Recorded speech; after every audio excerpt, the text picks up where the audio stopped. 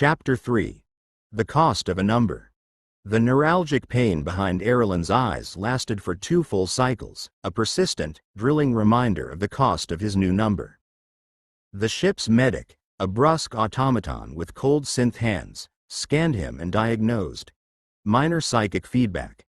The treatment was a hypospray of neural stabilizers and a terse order. Avoid unsanctioned energy discharge. Your biochemistry isn't rated for it. Erlen's account now held 485 credits.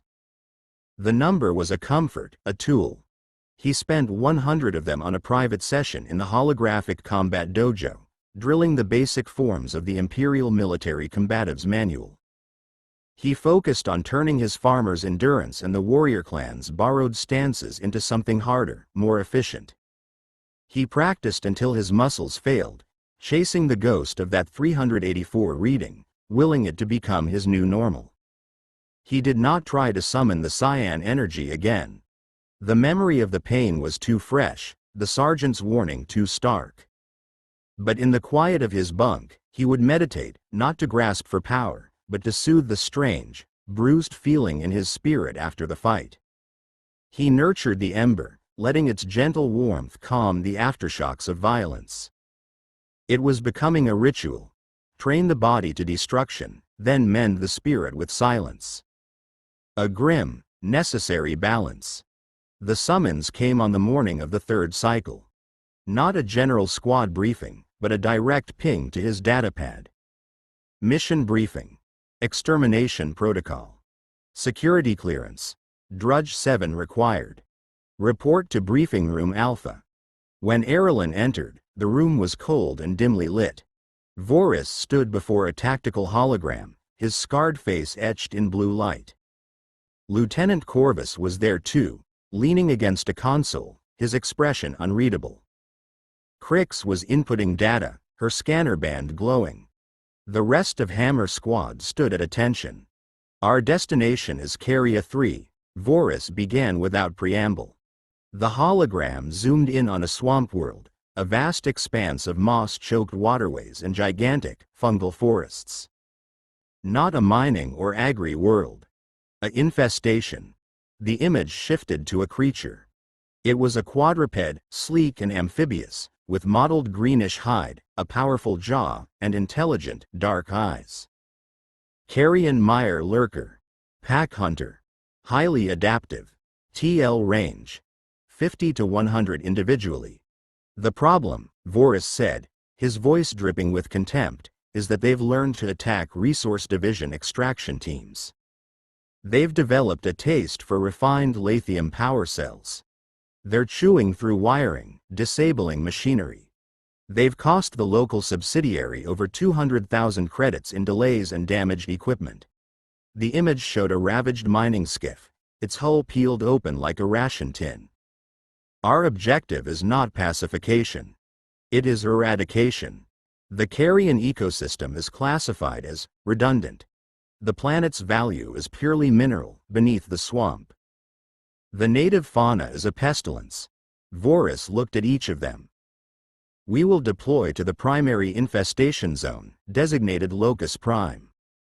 We will enact a full cleanse. Grun will establish a firing lane. Tavik will deploy sonic disruptors to flush them from the water. Rourke and I will lead the sweep. Crix will monitor biosigns and mark nests for purification. He finally turned his slag-colored eyes to Erlen. Cataloger. Your role is updated. You will be on the sweep team. Your scanner is to be tuned to detect latent biosigns, eggs, larvae, buried dens. You will mark them for incineration. Furthermore, a cruel smile touched his lips. This is a target-rich environment with minimal return threat. Consider it live fire training. The Empire rewards measurable results. A high body count here will do more for your TTL than 100 minnows in a pit. Erlen felt a chill that had nothing to do with the room's temperature. Extermination. Not of sentient resistors, but of creatures defending their territory from the Empire's machines. It was pest control on a planetary scale. The perfect mission to grind for a higher number. Lieutenant Corvus pushed off the console. The Meyer lurkers display emergent pack tactics. Do not underestimate them because of their low individual threat. A swarm can overwhelm. Efficiency is key. His gaze lingered on Erlen. Adaptability will be rewarded. The briefing ended. As they filed out to the armory, Rourke fell into step beside Erlen. Meyer lurkers, he grunted. Nasty business. They're smart. They'll set ambushes. Try to separate you. Don't get isolated. Why send a cataloger on the sweep? Erlen asked quietly. Rourke gave him a sidelong look. You showed a spark in the pit, kid. Voris wants to see if it's a fluke. He's throwing you in the deep end to see if you can swim, or if you're just sink weight. And the lieutenant, he's watching too. Different reasons. The armory was a frenzy of controlled preparation. Erlen traded his standard rifle for a Mark 9 infantry carbine, a lighter, faster, more accurate model. It cost him an extra 15 credit daily lease, but he paid it without hesitation. He loaded magazines with a mixture of standard plasma rounds and 3 precious, 30 credit each, bioscatter rounds designed to fragment inside soft targets. He was investing in his own kill count. Investment: 45 credits. New balance: 440 crossing. The drop onto KARIA-3 was a descent into a steaming, roaring green hell.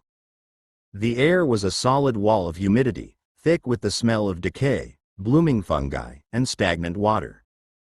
Giant, bulbous trees dripped with moisture. The ground was a treacherous mat of roots and sucking mud. They established a perimeter on a relatively dry hummock. Grun's cannon began its deafening work, clearing lines of sight through the giant fungal stalks, turning them into splinters and pulp. Tvek's sonic disruptors went into the murky water, emitting pulses that felt like physical blows to the chest. The response was immediate. The swamp seemed to boil. Sleek, green shapes erupted from the water and the undergrowth. Dozens. Then hundreds. Their TLs flashed on Erlen's helmet display, a swarm of 60s, 70s, 90s. Individually harmless. Collectively, a chittering, snarling tide of claws and teeth. Sweep forward. Fire at will. Voris bellowed, his own blaster carving crimson paths through the swarm. Erlen moved with the line. He fired, the carbine kicking against his shoulder. A Meyer lurker mid-leap dissolved into a spray of viscera. TL-82 eliminated. His scanner auto-logged the kill. He fired again and again. Each bolt that found its mark sent a small, vicious thrill through him, a point on a ledger, a fraction of a credit in proven worth. He was efficient. He was contributing. But the swarm was endless. They came through the mist, from the water, dropping from the canopy. A pack flanked them, trying to cut off Rourke. Erlen saw it, pivoted, and fired a sustained burst. 2 creatures fell. A third lunged at his legs. He smashed its skull with the butt of his carbine, feeling the chitin crack. He was fighting. He was surviving. His body sang with adrenaline, not fear. His TTL ticked up on his display, 388, 391, climbing with each confirmed kill. Then his scanner chimed, cutting through the combat noise. It had detected a dense cluster of latent biosigns, a nest, buried under a massive, twisted root system 20 meters to his left, slightly outside the advancing line. Nest located. Bearing Mark 7, he shouted into the comm. Purge it, Voris ordered. Erlen broke from the line, slogging through the knee-deep muck toward the root mass.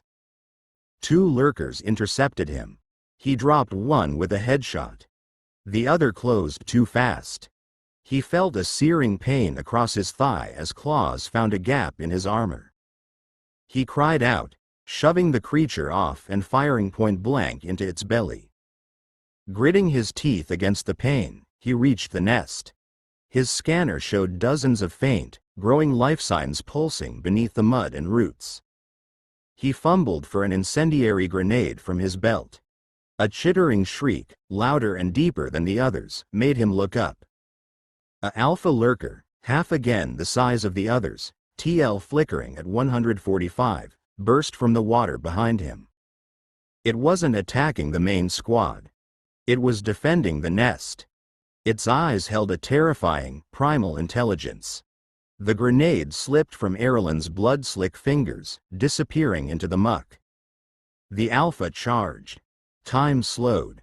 His carbine was empty. His leg was on fire. The creature was a blur of fang and fury, a threat he couldn't outrun or outmuscle. The neuralgic pain from the pit flared in warning. He ignored it. He didn't have the calm of meditation. He had the frantic, survivalist focus of the fight pit. He raised his hand, not with a desire to understand the energy, but to command it. To make it a weapon. He funneled all his fear, his pain, his ambition to survive and climb into that single point in his palm.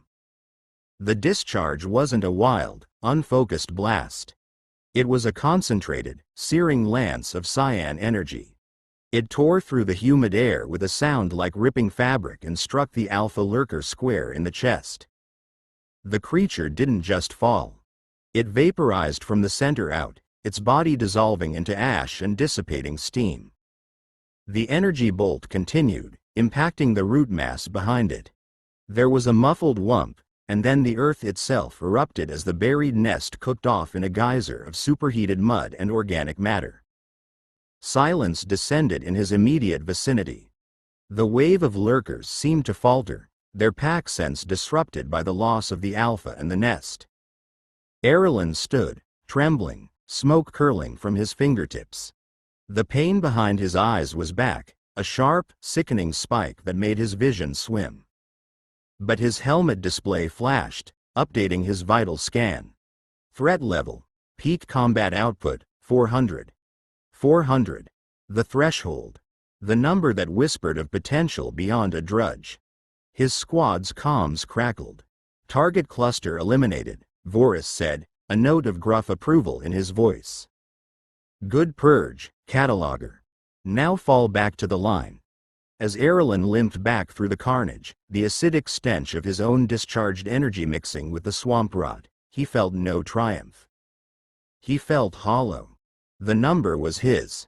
Bought with credits, paid for in pain, and sealed with the act of utter annihilation. He had reached for the Empire's kind of power, and it had answered. But as the neuralgic pain pulsed in time with his heartbeat, he wondered, with a cold dread, what part of himself he had just burned away to make the number climb. The silence around Erlen was short-lived. The extermination continued. With the alpha and its nest vaporized, the coordinated resistance from the lurkers fractured into panicked, individual skirmishes. Hammer Squad advanced with mechanical efficiency, turning the steaming swamp into a charnel house. Erlen moved with them, his body operating on ingrained training and adrenaline, but his mind was a shattered thing. The neuralgic pain had settled into a deep, sick throbbing that pulsed behind his eyes with every heartbeat. His right hand, the one that had fired the blast, felt strangely numb and hypersensitive at the same time, as if the nerves had been scorched and were now screaming their damage report. He could still smell the ozone and ash scent of discharged psionic energy cutting through the rot. His HUD's persistent corner display now read, TTL, 397, current, 400, peak. The number had already dipped slightly from its combat high, but it held far above his starting point. He was no longer a 351. He was brushing against 400. The edge of drudge. It was everything he thought he wanted. Cataloger. Left flank, cluster under the sink root, Voris barked. Erlen's body reacted before his mind could protest. He swung his carbine, sighted on a squirming mass of juvenile lurkers huddled in a hollow, and fired. The bioscatter round did its grisly work. The scanner chimed, adding more ticks to his kill count. The action felt hollow. The thrill was gone, replaced by a cold, metallic taste in his mouth. He caught Lieutenant Corvus watching him from a few meters away. The officer wasn't firing. He was observing, his own weapon held loosely, his sharp eyes missing nothing. He gave no sign of approval or disapproval. He was a scientist at a dissection. After another hour, the constant chittering and splashing faded. The sonic disruptors were silenced. The swamp echoed with the hiss of cooling blaster barrels and the drip of water from shattered fungi. Locus Prime is cleansed, Crix announced, her voice flat. Biosigns reduced by 94%. Residual signatures are scattered and non-viable. Purge successful. Set the perimeter charges, Voris ordered. We'll scorch the topsoil on our way out. Send the completion report and the updated acid tally to Prophet Command. Include individual metrics. His eyes swept the squad, lingering on Erlen. Some of you finally started earning your keep. The walk back to the extraction point was a grim parade. Erlen's leg wound, a deep set of parallel gashes, burned with every step. The med gel from his kit had sealed it, but the muscles screamed. The pain in his head was a constant companion. As the gunship rose on roaring jets, turning the massacre below into a shrinking green smear, Rourke nudged Erlen's boot with his own. That blast back there, that wasn't standard issue. Erlen just shook his head, not trusting himself to speak. It's how they get you, Rourke continued quietly, staring out the viewport at the receding planet. They dangle a number in front of you. Make you think you can grab it with just a little more push, a little more fight. You start chasing it, and before you know it, you're doing things. He trailed off, leaving the sentence to hang in the recycled air. Back aboard the Prophet's hammer, the cycle of the Empire began anew. The mission bonus was substantial. For his role in the sweep and the nest purge, Erlen's account swelled by 600 credits. Added to his remaining balance, he had 1040 crossing. It was more wealth than he'd ever possessed. The armory terminal glowed with temptation. For 800 credits, he could finally own a decent blaster carbine, ending the lease fees. For 1500, he could get a basic personal energy shield. But his eyes were drawn again to the psionic focus aids. Resonance damper, wrist-mounted, 700 crossing. Regulates feedback from uncontrolled discharges.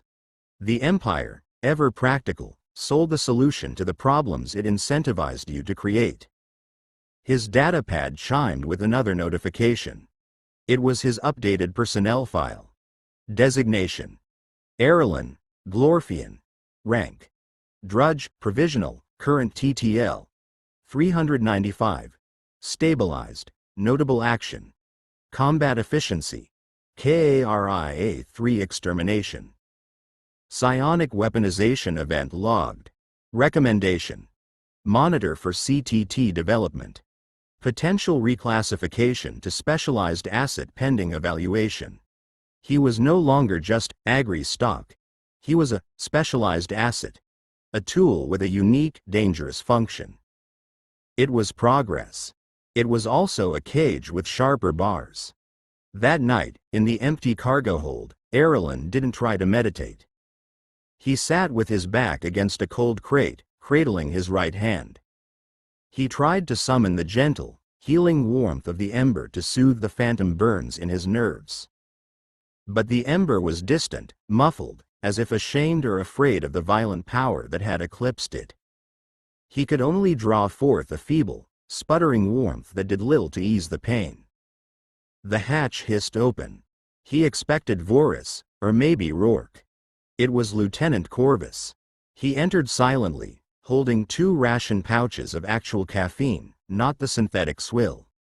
He offered one to Erlen, then leaned against the crate opposite him.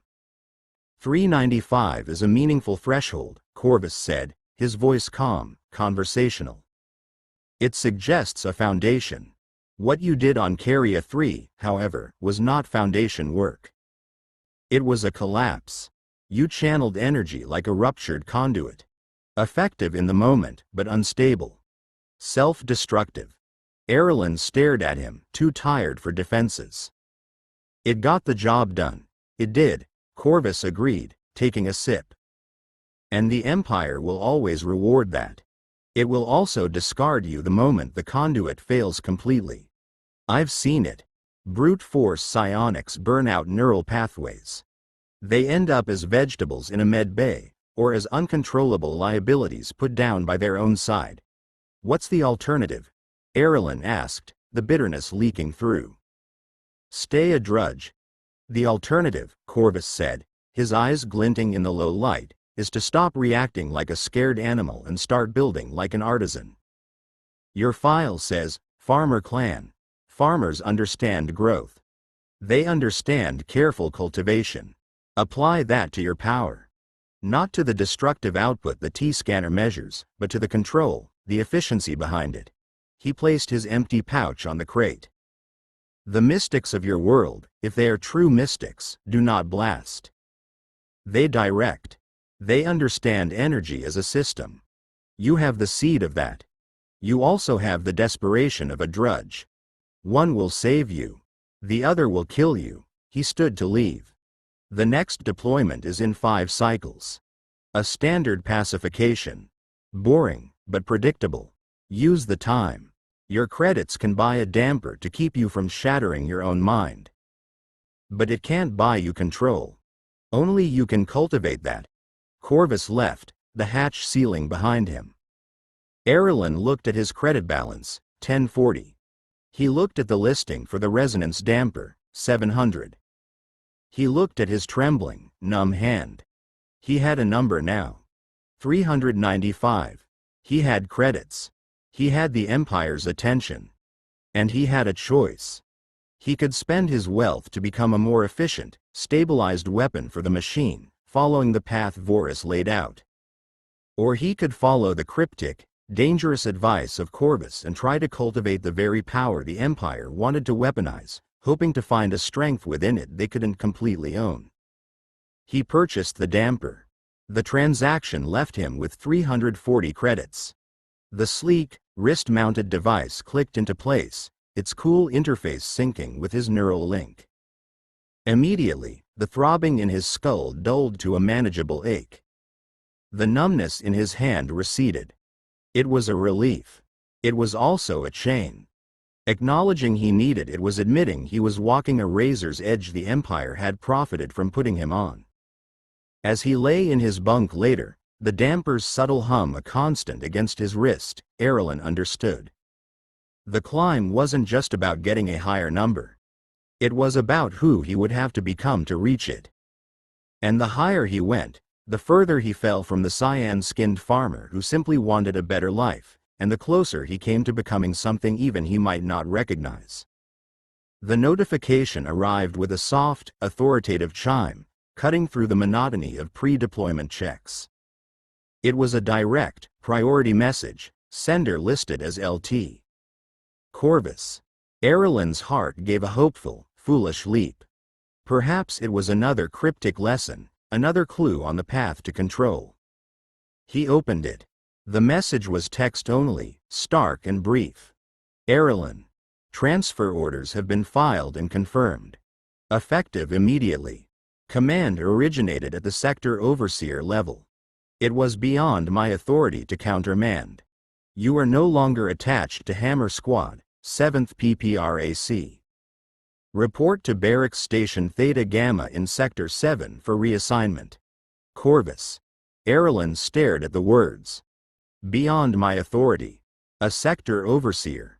A TTL of 2001 or higher. A being who commanded fleets and planets had scrolled through a list of assets and had plucked his name from the roster of a minor extermination squad.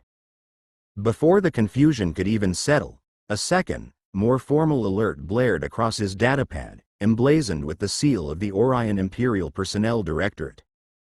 Reassignment Order. Drudge AIRELLEN, Specialized Asset Provisional. You are hereby detached from current deployment and ordered to report to Barracks Station Theta Gamma, Sector 7, Dock 12 upon arrival. Proceed directly to Medical Bay 3 for mandatory physiological recalibration. Further orders will follow recalibration. Compliance is mandatory. Failure to report constitutes desertion. There was no explanation. No mission brief. Just a destination and a medical command. Voris grunted when he saw the orders on his own slate. Looks like your specialized tag got you noticed. Agri stock. Don't get comfortable. High interest means high expectations. And high expendability. There was no farewell, no acknowledgement of shared fire. Erlen was simply a piece of equipment being rerouted to a new depot. The journey was a blur of impersonal transport shuttles and automated security checks. Barracks Station Theta Gamma was a step up from the grim industrial zones of the PPRAC. The corridors were cleaner, the lights brighter, the personnel fewer but moving with a more focused purpose. He felt eyes on him, not the contemptuous stares of enforcers, but the appraising glances of technicians and junior officers. He was a curiosity here too, but of a different kind. Med Bay 3 was a sterile, silent chamber of white alloy. A single, imposing piece of technology dominated the room, an upright, ovoid pod, its hatch open to reveal a cavity filled with a viscous, luminous green fluid that bubbled gently. A med tech with a bored expression gestured him forward. Full immersion. The healing chamber. Standard procedure for high-value assets post-combat or pre-deployment. Stimulates cellular regeneration, purges metabolic toxins, repairs minor tissue and neural damage. It will also assess your current physiological baseline. Strip down and enter. High-value asset. The words were so alien they barely registered. Numbly, Erlen removed his armor and uniform, placing them in a locker. The air was cold on his cyan skin. He glanced at the damper on his wrist, a foreign piece of tech on his body. The tech noticed. Leave it. The fluid interfaces directly with your nervous system. He stepped into the pod. The green liquid was warmer than he expected, thick like syrup. It closed over his head with a soft hiss. He held his breath on instinct, but a membrane slid over his nose and mouth, supplying oxygen. He was suspended, weightless, in a silent, emerald world. A deep, resonant hum vibrated through the fluid and directly into his bones. Then, sensation erupted. It was not pain, but an intense, overwhelming fullness. He felt the gash on his thigh itch furiously as new tissue knitted at an accelerated rate. The persistent, dull ache in his skull from the psionic feedback dissolved, washed away by a cool, soothing wave. The chronic fatigue in his muscles melted, replaced by a thrumming potential. It was like being unmade and remade, perfectly. But it wasn't just physical. Vivid, fragmented memories flashed behind his closed eyelids. The Minos' chitin cracking under his rifle stock, the Alpha lurker dissolving into ash, the smell of the swamp, Voris's sneer, Corvus's calm eyes. The fluid seemed to be sifting through his recent neural pathways, not erasing, but cataloging. Assessing his baseline. The process lasted an unknown length of time. When the fluid drained and the hatch opened, he stumbled out, gasping. His body felt flawless. Stronger than ever. The scars on his thigh were faint silver lines. The neuralgic pain was gone. Even the subtle, ever-present tension he carried seemed smoothed away. He felt like a weapon freshly sharpened and polished.